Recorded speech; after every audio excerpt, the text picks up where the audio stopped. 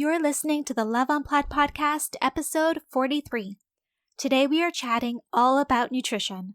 We often take for granted what we put into and on our bodies, and we also don't realize how much can actually be healed through proper nutrition, vitamins, and supplements. I have experienced this firsthand, and so has my guest. So grab yourself a cup of organic tea, and let's learn what changes we can make to live happier, healthier lives. You are listening to Love Unplugged, a podcast focused on love in all its forms. I'm your host, Jessica Fergon, hopeful romantic and founder of Project Love. I found that too often love is set aside or taken for granted, and we tend to forget how to care for ourselves and our important relationships in the day-to-day chaos. So let's slow down, tune in, and begin our journey of rediscovering love. From honest heart-to-heart conversations with real couples and knowledgeable guests to deep dive reviews of new products and services that will help you feel beautiful inside and out. If you're looking for relatable advice or wanting to be inspired by real-life love stories, you've come to the right place. Without further ado, let's get to it.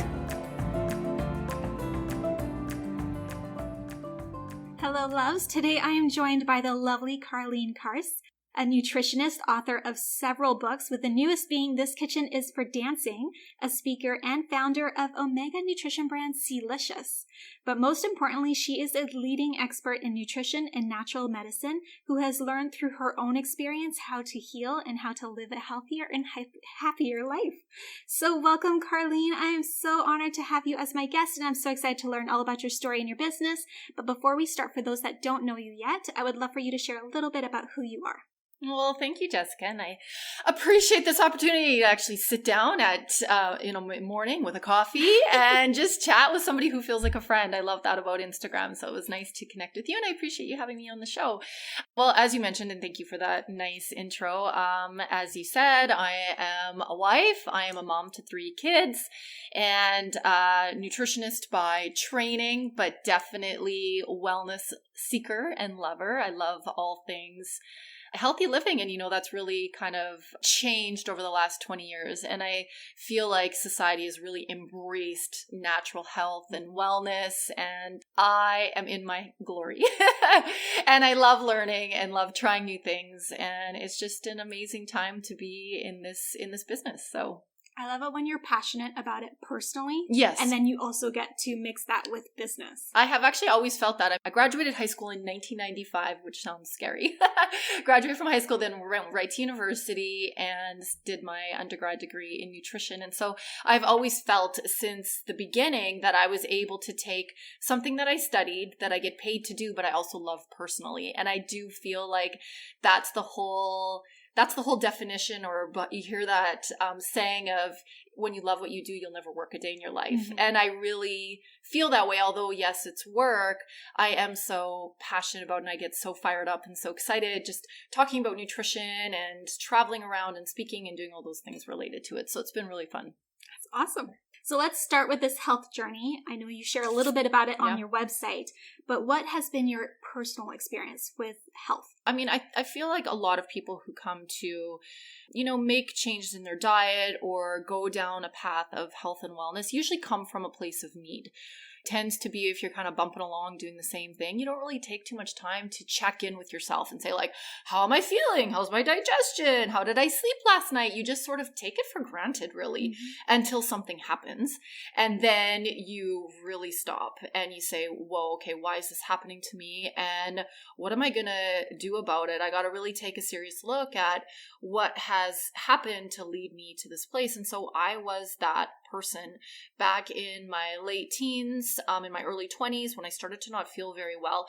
I had just gone through a pretty stressful period. My father passed away of cancer when I was 17 years old, and he had been sick for 5 years. So when you live in a home with somebody who's as ill as he was, and just all the stress and strain that came with that, and then of course the emotional stress of losing my dad at such a young age, and then just kind of being thrown into this situation of my mom is all of a sudden left with 3 young kids, and I was the oldest of the 3, and it was just kind of like our whole world sort of changed. and it was at that time after my father's passing when I started to not feel very well. And I couldn't tell if it was related to the emotions and stress of losing him and what that did to my everyday norm, or if there was actually something really wrong with me. But it was kind of general symptoms of a little bit of pain, incredible fatigue, and then not sleeping well at night. So I couldn't understand, how could I be so tired but then go to sleep at night and can't sleep, and just going through periods of insomnia and just like a lot of pain. And then I learned the word inflammation later, because not many 17-year-olds know about inflammation. But it took a long time. It took a lot of doctor's appointments and a lot of investigating, and I just was not feeling my best. So autoimmune conditions are difficult to diagnose. And as we later found out, that was what I had. Went back and forth with doctors trying to figure out which one it was, because they can be very difficult to diagnose, as I mentioned, and came upon the diagnosis of something called mixed connective tissue disease. I had never heard of it before. Its symptoms are very similar to somebody with lupus. So you get a lot of inflammation, a lot of pain, and basically my connective tissue turns into cement. So it's a really painful condition. And so it's just like you touch the back and the muscles all feel like they're all kind of glued together. So of course, back in the 90s, the prescription for this was anti-inflammatories, right? And then a prescription drug called Plaquenil, which of course had all kinds of side effects for it. But what are you going to do? I mean, honestly, we didn't know. And I just trusted that that was the right plan and the right treatment for my body. And I didn't want to feel the way that I was. I wanted to get some relief for it. I didn't want to feel so much pain and so much tension and headaches and just complete exhaustion, right? And so I kind of bumped along that path, and along the way, when you're on a prescription drug such as that, there's a lot of side effects that go along with it. So it was like testing for the side effects. Yet what was interesting was after about 6 months, I didn't feel any better. And then I was all of a sudden being thrown into this testing cycle of like, what is the drug doing to me? Is it affecting my lungs and my kidneys and my vision? So it was just becoming like a mess. And so it's funny because at the same time, I was also studying nutrition at the University of Saskatchewan, because I'm a Saskatchewan prairie girl. And it was funny because you can be studying something yet not really realize how it can apply to your own life. But it was like at that time where I had my aha moment, like, wait a minute, what can I do with food and diet and lifestyle to help? There has to be something. I mean, we know that our body responds to what we put in it. So there has to be something that I can do. And at the time, I was a low-fat diet kind of girl. That was the trend back then. If you remember those days. Oh, yes. Everything low fat. Diet this, diet that. Yeah, because especially a girl in university in her 20s, it's all about, you want vanity, a lot of it. And you're told that if you eat that way, you're going to be slim and you're going to have great hair and you're, all these kind of things, right? But it was actually probably the unhealthiest thing I could have been doing for my body, because all that sugar and carbohydrate that I was essentially eating was just causing more inflammation in my body. So long story short, I did a 180 and started to make some pretty significant diet and lifestyle changes. And it was the beginning of my whole journey into that. And I became like a poster child for telling everybody like, hey, you don't need to be on these meds. Have you tried more protein, more greens, more omega-3 fatty acids, more good fats in your diet? I know that's not what everybody's telling you to do, but trust me, it works. And I just, like I said, I did a 180 and I started to make changes, and I've never really looked back. So that's amazing. Do you think that all those emotions, that stress that you went through during that period of time, materialized into an illness, or maybe triggered what was kind of underlying? So there was two things. It most definitely, we know that the stress and the gut are correlated, and we know that following periods of intense stress, people do become ill. We read about that all the time. And even the literature shows us this connection between stress and autoimmune conditions. And it's related to something called the leaky gut syndrome. And I know we don't have time to go into all of that. That's a whole other subject we can talk about another time. But I am definitely living proof of that. That was one thing for sure, was the stress. Number two was also, as I mentioned, I'm from the prairies. I grew up on a farm, and I grew up being exposed to a lot of chemicals and pesticides. And there's also a very strong correlation between what we call xenoestrogens, which are environmental estrogens that live in our environment from our food to, you can think about the kind of moisturizer you're using that contain things like parabens and things that we know to be xenoestrogenic. And pesticides are the same way. So they mimic estrogen in the body. And there is a strong correlation between exposure to pesticides and autoimmune condition, cancer, and heart disease.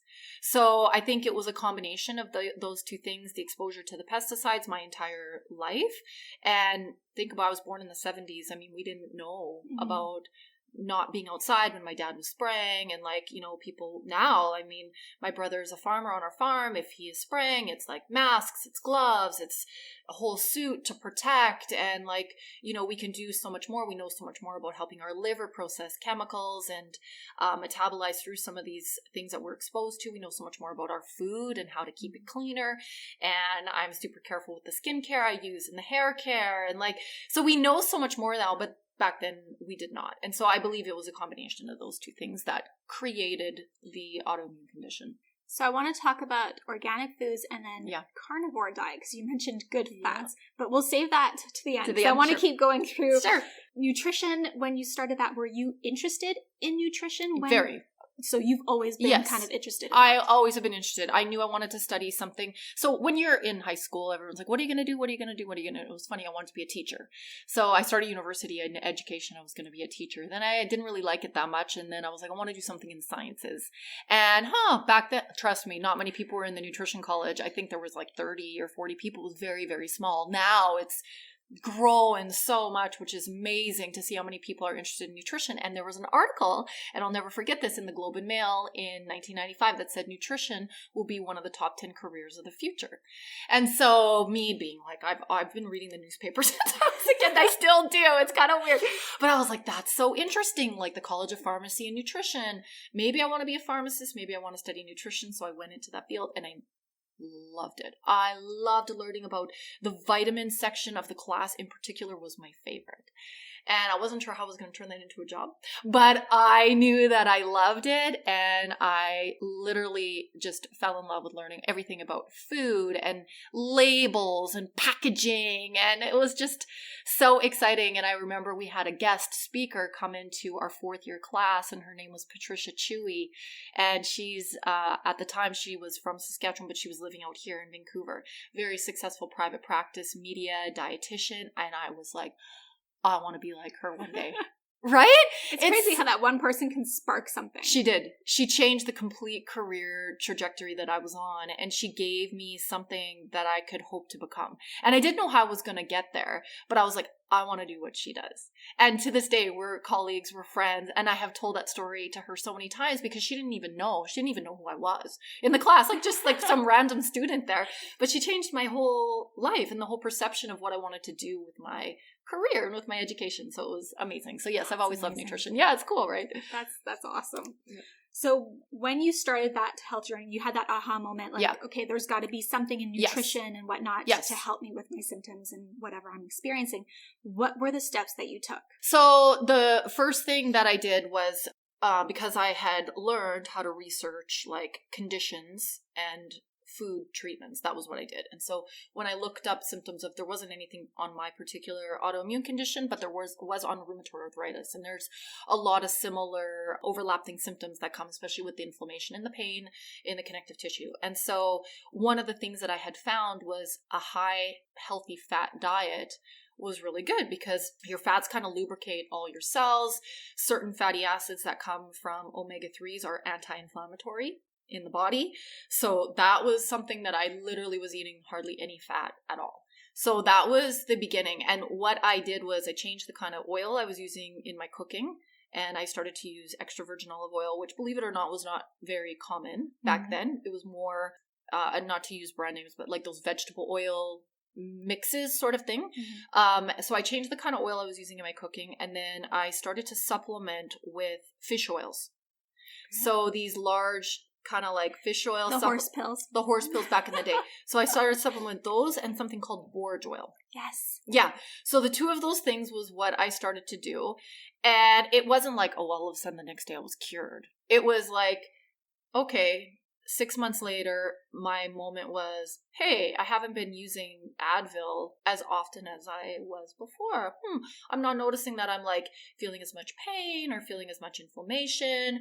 I'm like, I wonder what that could be. I didn't honestly think too much of it, but along the way had also started to read like too much sugar in the diet is not good. So that for me was like, I got to change my breakfast because I had basically been eating toast with jam or cereal for breakfast. So I had a blender that I had got from the university or a graduation gift from high school. And I was like, I'm going to make smoothie. Nobody knew this. Like, I'm telling you, like, this seems so weird because it's so common. Like, everybody I know, like makes, it's like smoothies. Like, there's 100 stores that sell smoothies right now if you go to them, right? Like, it's so common. Back in the day? No. It was not. No, I don't remember any place that sold smoothies. Never. Especially in Saskatchewan. Slurpees. This was just Slurpees. Yes. But not smoothies. So that was a big change for me. And my smoothies just continued to evolve. And I remember the first one I made like milk, banana, strawberry, blend. And I'm like, oh, okay, I like this. And then I'm like, I think I feel better, right? And so there was just like little things. And I'm telling you, over the years, of course, it's just continued to evolve. And more as you read and see and feel inspired and learn. And I love learning. So I'm constantly, reading and seeing what other people do. And that was kind of just how it started, kind of personal inquiry, professional inquiry, and then just the combination of those two. It's crazy. You do have to continue learning in this field because things are constantly changing and evolving and new research is being done and whatnot, which is super exciting. So you never know what's just around the corner. You're so right. And I think being a lifelong learner is huge. And I'll always be a student. And I love that. Like I get so excited to go to a conference where there's, new topics and new discussions and new experts in the field that are revealing research. And it's fascinating. And I think part of it as well, my husband is a naturopathic doctor. So when we met, it was like, okay, this is totally meant to be. And he's been one of my greatest teachers because he's so well versed and so well read and so much experience seeing patients. Been a naturopath for 30 years. So That's incredible. Yeah, he's seen a lot. And he also is in the natural health field in terms of natural ingredients from all over the world. So he's been huge in terms of my success with my health because I kind of have like a daily. I have like the doctor right here. It's like, yeah, you're not getting dinner until you tell me why I'm feeling like this and what I should do to change it. So he is the one responsible for my supplement regime going from 3 to 13 different ones each day, because I think if you were to ask him, he'll tell you he's been taking supplements since he was 20 years old. So for many years. And but yeah, it's exciting because we share that passion and that interest. So I definitely vouch for naturopathic doctors. I have one that my family goes to as well, and completely changed my brother's life because he was very ill with chronic schizophrenia. He was certified by the government. Like, it was to the extreme. And obviously the government, when you're at that state, you're on regimented prescription drugs. For sure. Otherwise you get picked up by the police to be brought into the government to take them. And we started seeing this naturopathic doctor and everything changed. Wow. Yeah, they were I love that. Like completely weaned off all the drugs, got decertified, is 100% stable, in a better physical state than I am. And mentally, like, it's insane what going the natural route can actually do. Well, it comes back to, your body, if given the right environment and the right food and the right support and nurturing and love, it can heal itself. And I've always said that that's the silver lining in health, is that our body continually regenerates and it rebuilds, and you can get better from things. Especially the majority of conditions that people have are lifestyle related. You look at our top causes of death in Canada of heart disease and cancer, the majority of those have a huge lifestyle component to them. So if you change and modify those lifestyle factors, you can cure yourself from so many different conditions. And nutrition really matters to health. So what you put in your body every single day makes a difference with how you feel. And I think that is the best news ever. Is it hard work? Yes. Yes. It is a commitment. It really is. And so I feel like when you want to be on a healthy path, It does. You have to be really organized. You have to be disciplined, and you kind of have to have it all planned out, because if you want to cook and you want to take supplements and you want to, eat a very plant-rich diet, and you want to have time for exercise and meditation and a healthy sleep habit, like all of it, it's just like, it takes a lot of planning, and then it becomes habitual. And now I just don't even think about it. Now it's just like second nature. Yeah, it's like second nature, but in the beginning it's not. And then on top of that, when you're trying to learn, you've got to incorporate that into it, because you want to learn about why it is you're doing that. Because if you understand why you're doing something and why you're eating a certain way, it won't feel like a chore. It won't feel hard. Exactly. Because you know why. So education is huge in health and wellness. You've got to take the time to learn, and you have to take the time to teach yourself why you're doing something. So instead of just taking somebody else's advice, really look into it. Really say, like, how is this going to help me, and why does it work this way? Why do I want to have a variety of foods in my diet? Why do I need more antioxidants? Why do I need more omega-3s? And I need to improve my microbiome. And you hear about all these trendy terms, but what is the why? So Take the time to teach yourself. It will be time well spent. It's so true. Like, the way you're looking at it will have a huge impact on whether you actually do it or not. And if you don't believe it, you're not going to do it. Exactly. Yeah. And if you're sitting there thinking, I have to do this and blah, blah, blah, and you make it into this, like, it's being pushed on you, you're not going to do it. But if you look at it from, like, I'm doing this for me.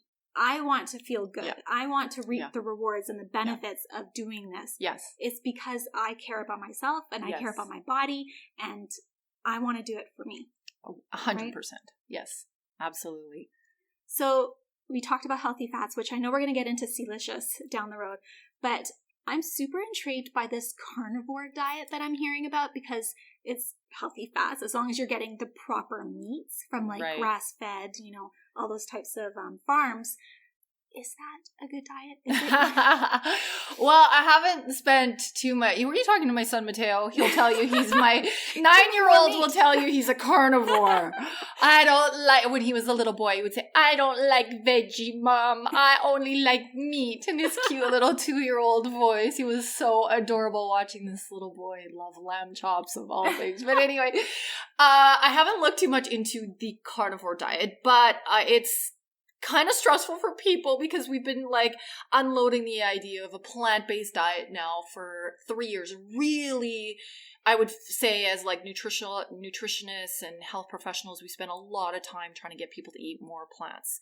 And there's so many reasons why we do that. Your body is just one of them, but environmental, and, there's just cost. I mean, there's just so many reasons why we want to eat more plants. Your gut health, your microbiome, your vitality, all of it, right? And so now for people to start hearing about a carnivore diet, it's like sounds completely opposite. So I haven't spent too much time looking into the details of that. But what I will say is I would call myself a flexitarian. Honestly, I eat kind of a little bit of everything. If I feel like having a steak one day, I have a steak. The majority of the time I crave fruits and vegetables and legumes and lentils and chickpeas. I just love it. And I know that my body loves it as well. And I know when my body feels its best. But I also know I need eggs. Like, it's like I actually crave eggs. So it's like one of those things that I eat regularly, if not daily. So I know what my body needs. And I think that's so important, that listen to your body. What is it telling you? You can tell by your digestion, or the way you sleep, or your skin, or your energy levels. And then tweak it and change it, and don't get so caught up on trends. But on the point of eating meat, in terms of which meats to eat, absolutely. I mean, you can get a lot of healthy fat from grass-fed meat. And why that is because when they graze and feed on grass, that grass actually contains fat, and it contains healthy fat. So we don't often think about grass containing fat, but it does. It contains a lot of omega-3 fatty acids, plant-based omega-3 fatty acids. Then the animal eats that, and it gets incorporated into their eggs, or their meat, or their milk, or whatever the case may be, the butter that we get from cows that have been grass-fed. And then we eat that, and then we receive those omega-3 fatty acids. Beef, in particular, cows, when they eat grass and they eat a grass grazing kind of diet, they produce something called CLA, which is conjugated linoleic acid, and it actually keeps your body from having less fat and more muscle. So there's an interesting correlation between when people stopped eating so much meat and then when we started to see body fat percentages go up. So it's very interesting because they're not getting enough CLA. So when you start eating more grass-fed, then you're going to get more of this particular fat. So there's a range of fatty acids. There's not just one, but there's a whole range of different fats that are found in these grass-fed meats. So my advice is, if you're going to eat meat and when you eat meat, eat the best quality. If you can't afford to eat it, it's more expensive than what a plant-based diet would be, without a doubt, especially from a protein. If you compare a serving of lentils versus a serving of organic grass-fed beef, yes, the beef is going to be significantly more expensive. But when you eat it well and eat the good quality, and go to your local butcher, buy your meat that's been grass-fed and organic, eat the good quality, and your body will reap the benefits of that. And I do believe in a whole variety, and I believe in all these different fats. For women in particular, for our hormones need these fats. Our brains need these fats. Our skin, our hair, our nails, we need that. And I think that's why Mother Nature provides all of these different foods for us. And that's why, honestly, I can't stress how important a varied diet is. And it's not what you do one day, right? Like, I think we get so focused on like, oh, I treated myself and I had a coffee and a croissant. Oh, now I gotta go extra work. And like, now that ruined my whole diet. No. It's like the totality of your lifestyle as a whole, and don't get so caught up in like having one meal that contains meat and not legumes, as an example, is not the be all and the end all. So people just need to go a little bit easy on themselves. I definitely agree with that. Yeah. So let's talk about misconceptions of nutrition. So we talked about, the low fat stuff. Yeah. We talked about pesticides. Let's talk about those. Yeah. So, I mean, there's so many. I think of all, it's probably one of the most difficult fields to be in, personally and professionally, because there are a lot of misconceptions and everybody has an opinion. Everybody has an opinion, and those opinions are based from, you can take one study on coconut oil and it can be read and interpreted by 5 different quote unquote experts in a completely different way. So, and then what happens is they report that, and then somebody reads that, and then that becomes quote unquote the truth. And it might not be, or it might be. Mm-hmm. But coconut oils is actually a really good example. When I was in nutrition in university, it was like the worst thing ever. Like, if you're going to have coconut oil in your diet, you were going to get heart disease. And it was a misinterpretation of the studies, when in fact, when you looked at the population that was consuming a lot of coconut oil, they weren't having any other kinds of fats in their diet. So it comes back to how important the balance of these fats are in our diet. And it's not just all about omega-3 or all about omega-6 or all about coconut oil or saturated fat. It's the combination of all of those, because each of them plays a very specific role in our body. So yeah, in terms of nutrition, you can just tell like how many I use the word diet generally, but in the last even 2 years, ketogenic, plant-based, Whole30, what else is there? I'm blanking on what, but there's been so many. Paleo. Yes. There's just so many. What is right or what is wrong? I think they all have some good, some good pieces of advice for people. But again, I don't really believe in following any one diet in particular. I think you really should listen to your body, and I think you should eat a little bit of everything. And make it different. When you go do your meal planning on the weekend, think, did I eat chicken 3 days last week? Okay, this week I'm not going to eat any chicken. I'm going to try turkey and I'm going to try fish, and then we're going to eat chickpeas, right? Like, so change it up. And that is what feeds your gut and your microbiome, and it gives your cells all the antioxidants and the vitamins and minerals that it needs to really be its best. I love that. Couldn't have said it better than... Oh, thank you. And I'm glad that you agree. Like I said, there's a lot of different opinions on nutrition. I think everybody has their own opinion, but you really have to just have your own intuition and what feels right for you, and be self-aware and just follow your gut. Being self-aware is so important, because I might tell you, okay, Jessica, you should eat the following, but you might say to yourself, no, that is not going to feel good. I don't do well with that. I don't digest that well. So the number one thing you can do when you're starting in your, like, maybe you haven't given your health much thought, and now one day I need to start paying more attention to my health and wellness. Make a list and check in with yourself, right? Like, ask yourself these questions, really know, like, how do you sleep at night? What is your skin like? Do you get breakouts? Do you suffer, as women, do you suffer from PMS and hormonal and bloating and, painful tender breasts? Are you breaking out? Do you crave sugar? Do you feel depressed and sad, especially in the dark days? Is your digestion? How many times a day do you go to the bathroom? How much water are you drinking? What's your sex drive like? Like, there's so many different things that you need to know about yourself. And your doctor's not going to do that for you. You got to take ownership. It's you. It's your body. And we're lucky in this day and age because we have the ability to take ownership for our health and we can have self-directed care.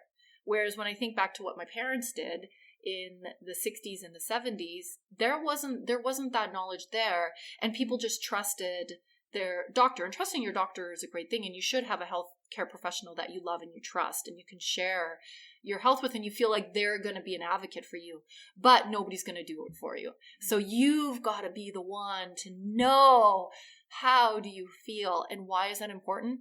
Because we got one chance here. Exactly. We got one body, one life. We might as well make it the best one, because we don't want to be living not well until our final days. So we want to have that. So when you find somebody who inspires you and you look at them and they're happy and they have energy and they have a great life and they love their work and they exercise and they eat well and they cook for themselves, and you want that, then go after it, right? Like, go figure out how you can do that for you, because it's actually within all of our reach. Yeah. All of our reach. Totally agree. Yeah.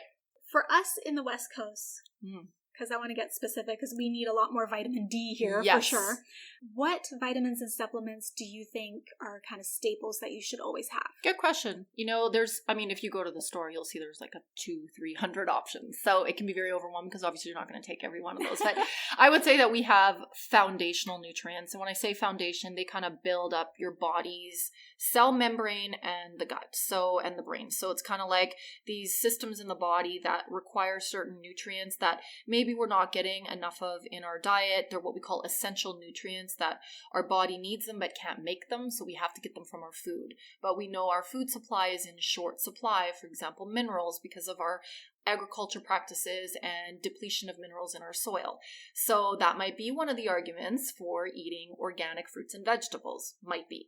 Or that might be one of the arguments for taking a multivitamin, multimineral supplement, because we know that even if you are eating a lot of plants, our vegetables and our fruit just don't contain the same amount of nutrients that they used to. Also because, yes, in the West Coast, have a little bit more of an advantage because we grow a lot of food here.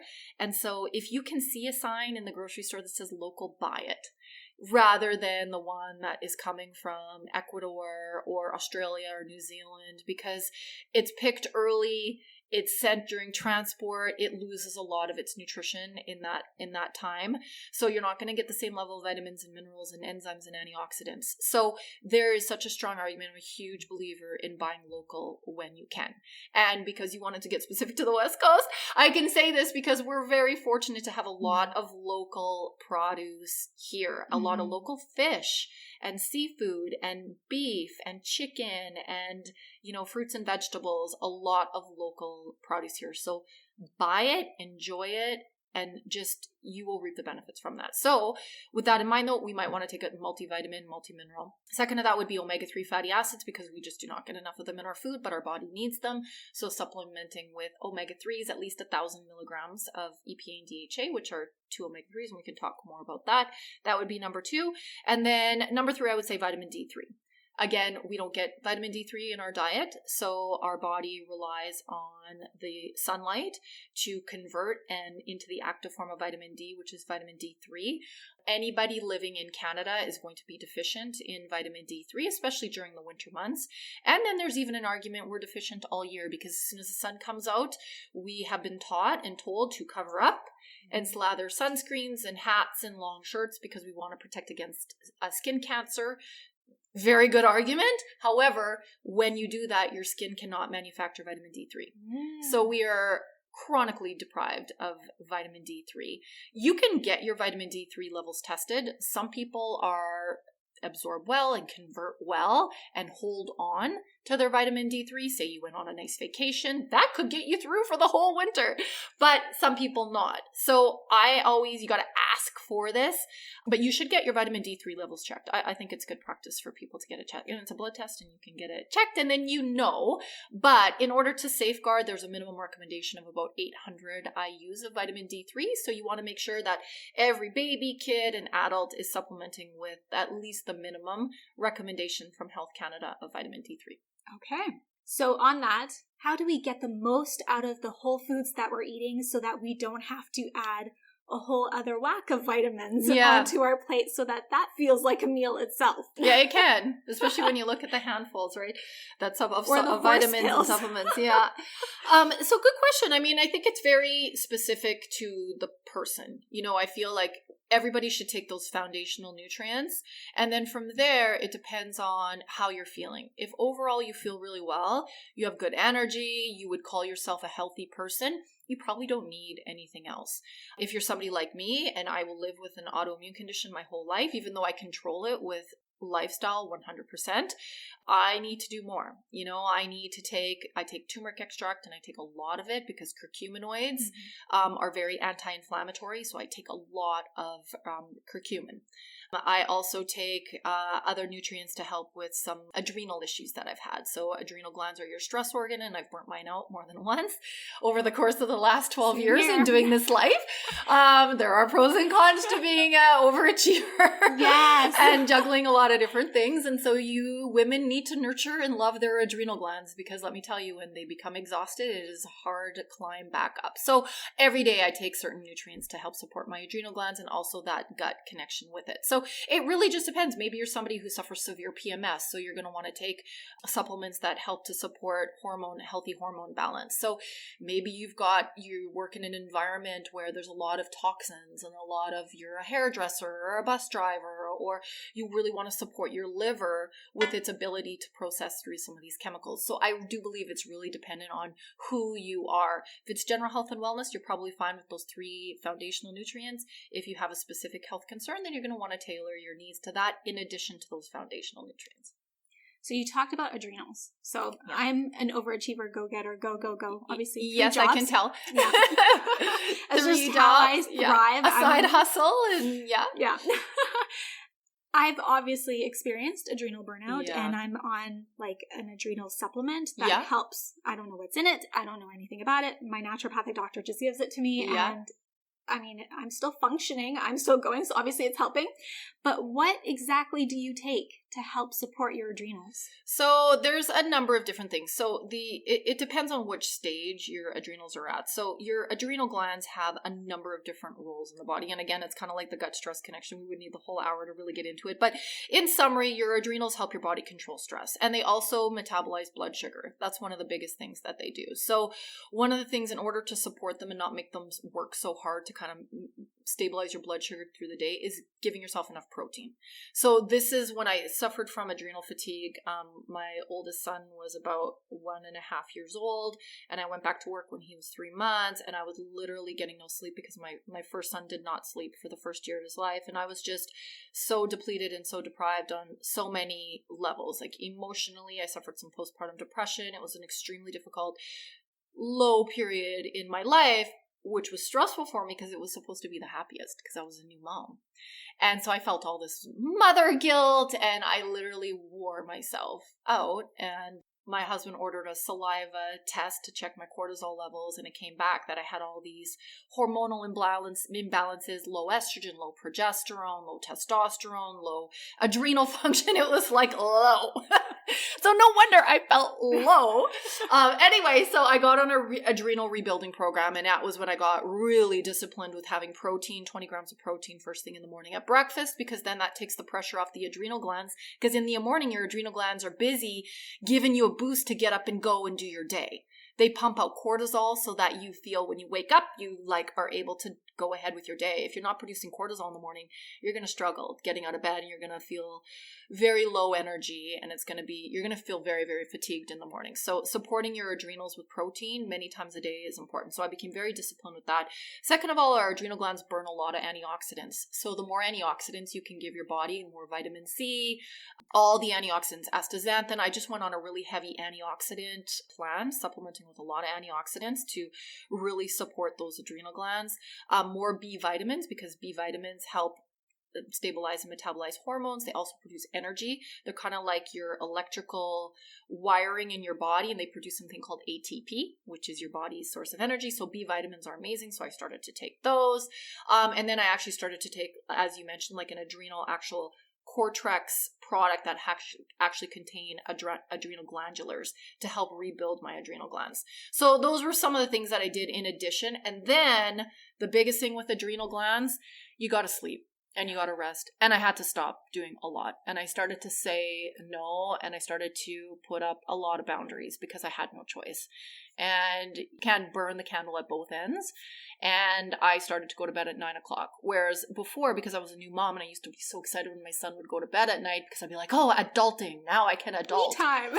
Right. But no, that me time, then it's 11 and then he's waking up at 1. No, you can't do it. So I have always been an early to bed and early riser. That's just my kind of natural rhythm. I had to start going to bed even earlier. And so getting rest is so critical with adrenal glands, and you have to basically stop. So your reserve is very low. So if you think about a water glass and you fill it up halfway, with your adrenal glands, it goes down and it takes a long time to fill back up to half. So you've got to the best way I can describe it is you got to love yourself like you love a baby. And you got to treat your body like you would treat a baby. You got to nurture it. You got to love it. You got to wrap it and keep it warm and give it bubble baths and Epsom salts and tea at night and an early bedtime and a nap in the day. It's hard work. It sounds luxurious, but it's actually not, because you're doing it out of like you have to. Like you literally can't function with your adrenal glands. Women don't give their adrenals enough credit, and they just keep pushing and pushing and pushing and pushing and going, because that's what we're trained to do. Mm-hmm. We're caregivers, right? There's glory. That's right. And there's so much glory in being a mom and a wife, and we're doing it all, and super mom, and I can also bake cookies and show up at the school happy, and like, it's a lot. It's a lot of pressure. And something's going to give at some point, right? So when you're restoring your adrenal glands in order to help your body be able to cope with stress, you got to treat yourself like you would a baby. And you got to kind of go back into that cocoon and just really nurture and love yourself even more. And that's not hokey pokey. That's like the real deal. That's like how it is. That's gospel. All right. So I want to talk about Sealicious. Okay. How did you create Sealicious? Like, I know, kind of random. Happen? Like, how do you just come up with an omega-3 brand? Well, from my personal experience. And then when I became so interested in fats, because I started to use them for my own health, I was working for a company that made omega-3 fatty acid supplements. And so I learned all about supply chain and formulating and branding and marketing. And I loved it. I wrote my first book in 2004 with Lorna Vanderhaeg, and it was called Healthy Fats for Life. And I started to do speaking engagements all across North America, and I went to Singapore, and I traveled the world speaking on omega-3 fatty acids, because I had researched and learned so much about them, and I loved it so much I found it very easy to teach about omega-3s. And so I got hired to talk and teach about omega-3 fatty acids, and then I wrote a book on the whole topic, and that changed the whole course of my life, really. And I knew one day I was going to have my own brand. I said that to myself, and I was 25 years old when I wrote my first book, and I said to myself, one day I'm going to have my own brand of omega-3s. And it was my goal, and I'm a big goal setter. Yes, me too. And I don't always know how I'm going to get to that goal. And the other thing, I knew one day I was going to write a cookbook, and I didn't know how I was going to do, because I wasn't a chef, and I didn't, but I'm like, I'm going to have a cookbook someday. And I kind of set these things and I write them down. I'm a big believer in like write it down, and I think it.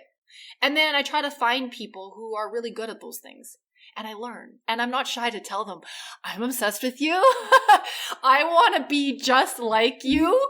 I am not at all insecure. I am that kind of person that will tell you when I think you're amazing and I want to be just like you. And so I did crushing that. Hard. Just crushing hard. And I told who became my mentor, Lorna, who had a very successful line of women's health supplements. And she graciously allowed me to write a book with her, because it was like me writing a book with her meant that I would have a newfound credibility.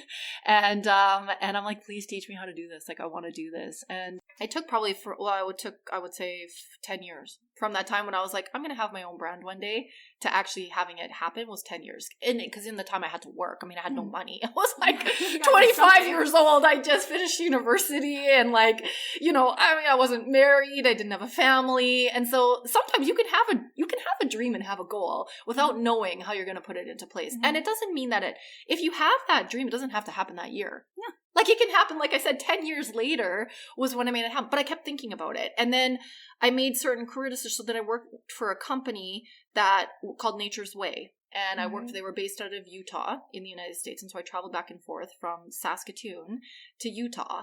And I was their director of education. And I put together a whole line of omega-3 supplements for them. And it was called EFA Gold. And they sold it in health food stores across the United States and Canada. And I traveled all of North America teaching about this brand. And so that was how I learned how to do branding. And that was how I learned how to create a product, name it, label it, you know, find packaging, how to sell it, how to get it listed, how to create, you know, wholesale pricing, and how to mark up, and then how to do the grassroots marketing, and all of that was how I learned from them. You know, it was like, it was my job, but I also learned so much. And all of those different things in the relationships and the contacts that I made were with suppliers, and, you know, people who sell bottles, and people who sell caps, and people who make labels. And, you know, you keep all these people in your back pocket. And you build need them eventually. Yeah, you build relationships and you network. And that was all about relationships, really. 100%. And those people are that I met when I was working with Nature's Way, the suppliers of those oils. So we're talking now, it's been almost 20 years. They're still like my best friends. Like, these are people I came to my wedding. Like, it wasn't like, it's like, that's what I'm saying. Like, it's about building relationships, but we have business relationships, but these people are very important in my life, and they helped me create my brand. And so you don't do it alone, right? And it's like it takes a village. You can have an idea and you can execute it, but you need to have people who are good at what they do. You know, you can't know everything. It's not even possible. You won't know everything. Ask my accountant. I'm a disaster when it comes to the finance side of it. He's like, you just give everything away. I'm like, I know. I hate taking money from, like, you know what I'm saying? He's like, oh, I'm like, I just want to promote and share and tell. Like, I'm not good at the other end of it, because you can't be, you know, you can't be a salesperson and also be worried about the bottom line. Like, it's just like very counterintuitive. So anyway, it's a big joke that we have. It's like, yeah, don't put Carlene in charge of that. In charge of that part of the business. But that's how it works, is you know, you meet and you network and you have a goal, and then you figure out who you're going to put into your circle to make that happen. And it's not all paved with glory, though, I will tell you that. So starting a business is, you know, I think social media, especially now, when I started, there was no social media, but now I look at it and I think, and I see all these seemingly young women, you know, in their late 20s and early 30s, just all of a sudden having these hugely successful companies. And I kind of think like, whoa, did they not go through like what I went through, like crying all night long because I didn't know how we were going to pay rent next month because we didn't sell enough product. And now I'm going to end up with expired inventory because I over-ordered, and now we don't have enough money to do any marketing. So that means, how am I going to tell people about this brand? And the struggle is real. It's not all paved with glory. Definitely not. And so that's why not everybody does it, because it's not for everybody. So investing and starting a brand and a business is not for the faint of heart. It's not for everybody. You might think you want to have a brand, but when you look at the non-glory part of it, it's kind of icky. And it is very stressful, especially the first 3 years. And you really got to give it your all, you know? And I also had a full-time job and kids, because you can't, there was no money. No. There was no money in the business to pay like myself. On the side, but it's a side hustle, but a full thing. Yeah. So then I also had to keep speaking gigs going, because that's paid the bills, right? And I had children, so that paid to have childcare for my kids.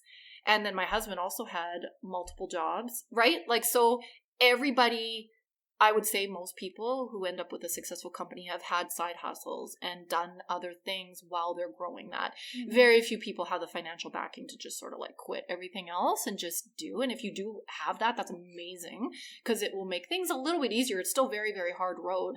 But it will, being properly financed is one of the best tips that I can give people, because when you're not, it makes the whole business even harder. So anyway, that's how I came up with the idea. And I knew one day I wanted to have an omega-3 brand. So that's how Sealicious was born. That's crazy, because being an entrepreneur is definitely hard. Starting a business is very hard. Yeah. But there's also that personal aspect where it brings up so many insecurities, fears, limiting blocks that you didn't even know were there. Totally. Right? Like, it's a whole journey of business and personal meshed together. Oh, and I make everything personal.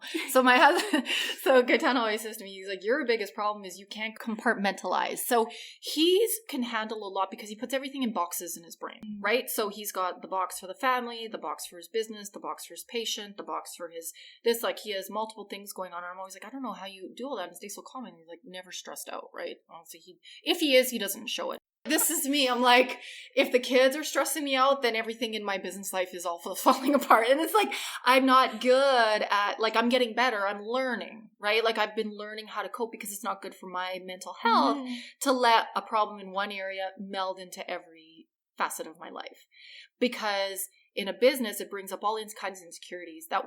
It's not even about me, but I take everything so personal. Mm-hmm. So like, if my product didn't sell well in a store and a store discontinued it, oh my God, it's like, they don't like me. It always comes back to that person. I'm a failure. Like, this is no good. Nobody likes my brand. What am I doing? Who do I think I am? Like, all of it. I was like, whatever, like.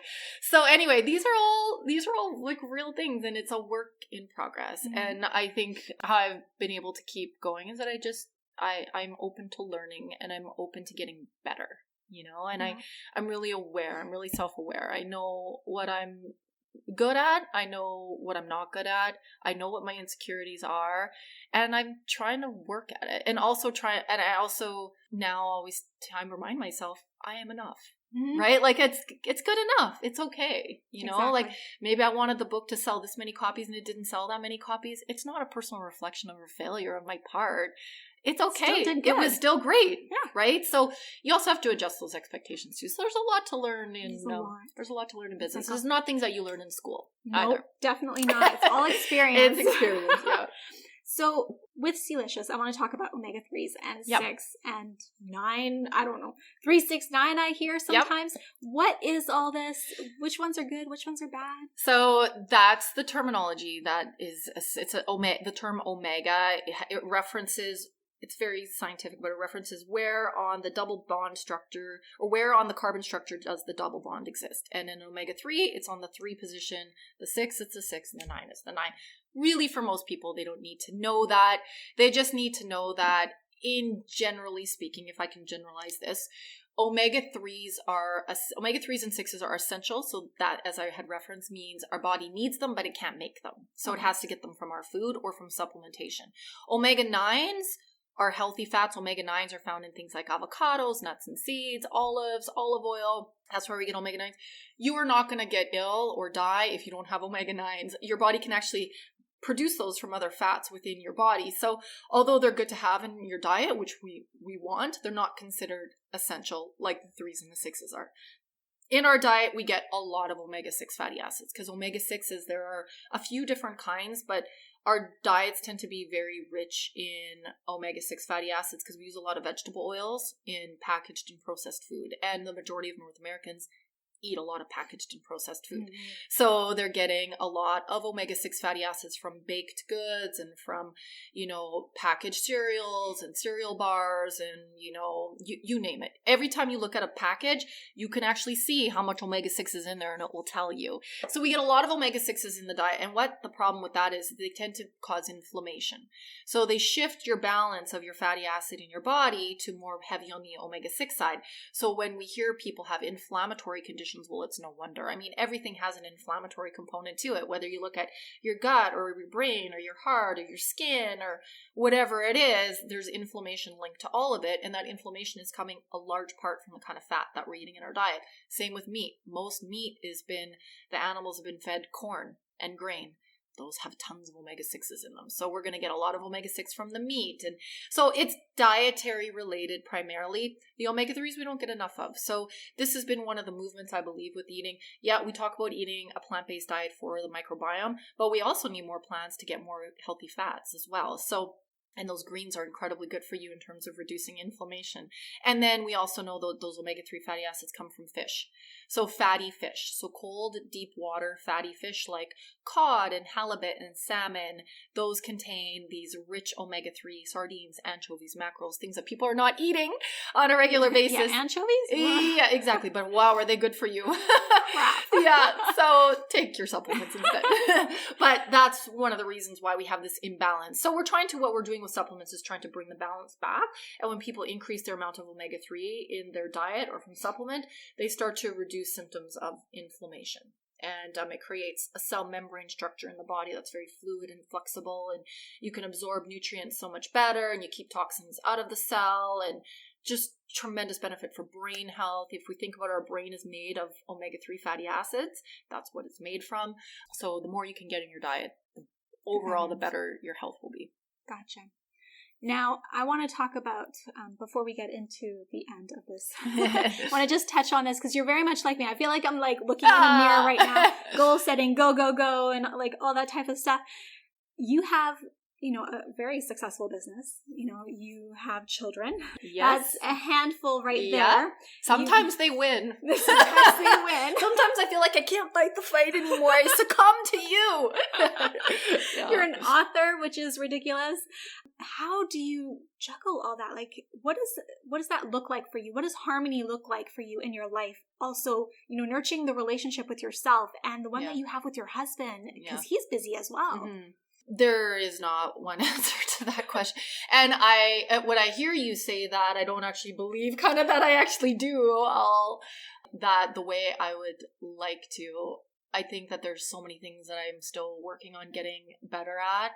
You adapt, right? Like if I look back, like just even the 3 children component of it is more than a full. Motherhood is so all encompassing, and it's a 24-hour, 7-day a week, like. When Friday comes, it's not, Friday, I get a break from work. It's like, it's even more work. Because they're home all day. Because they're home all day. And they have needs. My kids are still young. They need me. They need me and my husband to show up for them every day. And so right now in my life, that's my number one priority. And, it was funny because when the kids were smaller and preschool age, I actually gave a lot more to my business, I would feel, than I'm able to now. And it's because they didn't have a schedule. They didn't have to be, like, they weren't even in school then, as they were preschoolers kind of under age 4, they were home and we had a nanny. So I was able to work, and my work day could be my work day. And I worked from home so I could always be around and be present. They can come bumbling into my office and tell me things or show me something they drew. When they started school was a game changer, because now all of a sudden it's like this 9 to 2:30. And I thought the day was so long until the kids actually started school. And I realized, oh my God, there's like no time. So I had to adapt. So what I did was I started waking up even earlier. So I am a before 5 a.m. kind of person. Yeah. And I work till 7, and then my kids are up, and then I give to them until I get them to school. And then I have my work day. So I would love to tell you I can exercise 5 to 6 times a week. I can't. So 2 to 3 times a week though, I do. And that is written into my schedule on Sunday when I'm kind of planning out my week. You have to plan. Yes. If you want to do all these different things, I'm sorry, you just have to plan. You need a plan. Because otherwise you'll get to Friday and you won't have done any of the things you wanted to do, and you will feel stressed about it, right? Mm-hmm. So I plan that into my week, and I either do it like 2 or 3 times a week at 6 a.m. I'll exercise, or I'll do it once I get them to school. I'll pop into Bar Fitness, which is my favorite. I love Bar. I love Bar Fitness in Port Moody. It's like the most beautiful community, and I actually have found it so good for my health and my body, and someday I will get there more. But for now, I do is good. And I used to like get so upset with myself, like, I only got there twice this week, or I didn't do enough. It was enough. It was okay. It's what I can manage right now, and at least I'm making an effort to do that. And then sometimes it's just getting out for a hike out here where we live, and just running with the kids is a lot of exercise. Yeah, so I feel like it's a constant adaptation. It's a constant juggle, and the kids are the priority. And each stage we get to with the kids brings a new set of challenges and demands, and then your pendulum swings. And I care about all these facets of my life a lot. Like, I love all these things that I do. I love my marriage. I love my children. I love our home. I spend a lot of time trying to make our home special and like, you know, full of love and friendships and family. Those things are really important to me. And so, but you can't weight everything equal. So I would say probably what gets the least amount of time is me alone. Which is minimal, but it's not forever. Mm-hmm. And I have good perspective on that. And then probably to spending time with friends, like girlfriends. I don't get a lot of that. So when I do, I really enjoy it, but it's not like once or twice a week I get to hang out with my girlfriends, right? So, but that's forever. You know, like the life of my kids is going to go so fast. So when I say like they are my priority, they're my priority, and obviously working to make money mm-hmm. is also, because that's the requirement of life, is to do that. So that would be where my priority lives, and where the balance sort of lives within them, and the others are sort of outliers. And if I do one of those things I enjoy once a month, then I'm happy with that once a month. And some months it's more, some months it's less, and it just is what it is. I totally agree with that. Yeah, that's perfect. And it's not forever, you know. Each phase has its own. In my 20s I didn't have my kids or a house or any of those things, so everything everything changes, and you have to be okay with that. Mm-hmm. And if you fight it, you're gonna find unhappiness. You know, even my husband and I, we're okay if it's only once a month we get out for a quote unquote date night. It's okay. I mean, the kids are little, they need us. It's so much difficult finding a babysitter and all that kind of stuff. So, but it's okay. We know that we're going to have that again. Exactly. And we also had it before we had the kids. So, you know, there's a time in your life for all those different components. I totally agree. Yeah. So before we get into the rapid fire, I want to thank you for taking the time today. Oh, my pleasure. I just obviously loved our chat. So I want to thank you a little bit with this gift. This is something that I feel like I should be giving you the gift. No. I wasn't expecting a gift. Do you want me to open it? Sure. Thanks, Jessica. So I am a huge tea lover myself. Yeah, beautiful. And I've always found that, you know, the store brands that I saw just weren't giving me any health benefits. They were just, you know, tea powder, basically. For sure. And it's just for taste, lots of additives, lots of sugars and whatnot. And I came across Whoosh. And it's a local brand. Beautiful. And I love the owner. I stand behind everything that she values and whatnot. But it's certified organic. And it's driven to certain conditions or things that you might experience in your body. So like the period tea, which I think you did. Beautiful. She struggled so much with cramps and just periods in general were just like super crippling. And I experienced the same thing, maybe not to the same degree that she has, but I'm out for a day or two. Right. Yeah. Very common. Exactly. And this definitely helps quite a bit. And the Digest is one of my favorites just because I struggle a lot with digestion. I had a lot of food sensitivities and whatnot, and it's taken me quite a long time to figure out why I was so sensitive. Unfortunately, I didn't have a nutritionist or a dietitian, but that one helps soothe my stomach when it is upset. So I hope you enjoy them as much as I do. I drink tea every night. There you go. Before bed, and I love it. It's part of my relax and my me time at night before I go to sleep. So thank you. And I love it. And I agree with you. I love supporting women and local and women who are taking something that they struggled with and turning it into something really positive. Whoa. And that helps others, right? Like that's talking really, from experience now. Oh, no, it's really beautiful. I love that she's done this. Whoosh. What a cool name. And if you do love them, there is a discount of 15% if you do want more. And that's available to everyone just using the code Project Love. Nice. Yeah. Thank you for sharing, Jessica. Problem. I will definitely share that. So lastly, we have some rapid fire questions. Okay. So we got the community involved here wanting to know some personal or business questions. Okay. So what did you eat for breakfast this morning? Oh, so this morning I had a smoothie, almond milk, spinach, frozen avocado, and coconut yogurt with plant-based protein mixed in with it. That sounds so good. So that was what I had. And my kids eat eggs every day. So I make eggs in the morning, and they each, all three of them, like a different type of egg. So I make one sunny side up, one frittata style, and one scrambled. Is that like 3 frying pans? No, we do each at a time. It's literally crazy. And then they will usually have like a sprouted toast with, they love like blueberry jam, or they'll have a bowl of cereal, or they'll have, during the school week, my son loves the Nature's Path frozen waffles. So sometimes he has that with it. But they eat eggs every morning, and then I usually make a smoothie. Or some mornings I like steel cut oats, like a slow cooked steel cut oat. But if I'm in a hurry, a smoothie it is. Awesome. I love smoothies. And a glass of water and coffee. Do you do the water first thing in the morning? Yeah, I do. And again, it's one of those things that I just do. Like I just literally, it's like I'm barely awake and I'm like in the kitchen ready to start unstacking the dishwasher, and I pour the glass of water and I drink the water, and then the coffee's ready, and then I pour my coffee and start my day. Oh, there you go. So what are some good snacks to eat after 8 p.m. that are most likely better than cookies and tea? Yeah, good question. I don't eat at night ever. So Me neither. no, I don't eat at night. I just think it's hard for our body to digest. I eat pretty much 6 p.m. would be the last Me too. that I eat. And I think it's really good. I wouldn't say it's like any kind of intermittent fasting. I'm number one, I'm not hungry in the evening. Number two, I go to bed early. So like 9:30, I'm getting into bed. So, or eat sometimes even earlier, if I'm going to be really honest. Depends on if my husband's home, and then he can take over the rest of the evening things. But because I think I go to bed early, I don't feel hungry. But if I was to say what would be a healthy, kind of fun snack, I mean, I feel like the snack market's amazing in terms of the innovation and how really clean and nutritional a lot of these snack foods are. My family loves Chicka Chicka Boom Pop, like the popcorn. It's actually really good. Fun. It's healthy. There's lots of fiber in it. Good quality ingredients. You can buy like delicious dried chickpeas and dried lentils.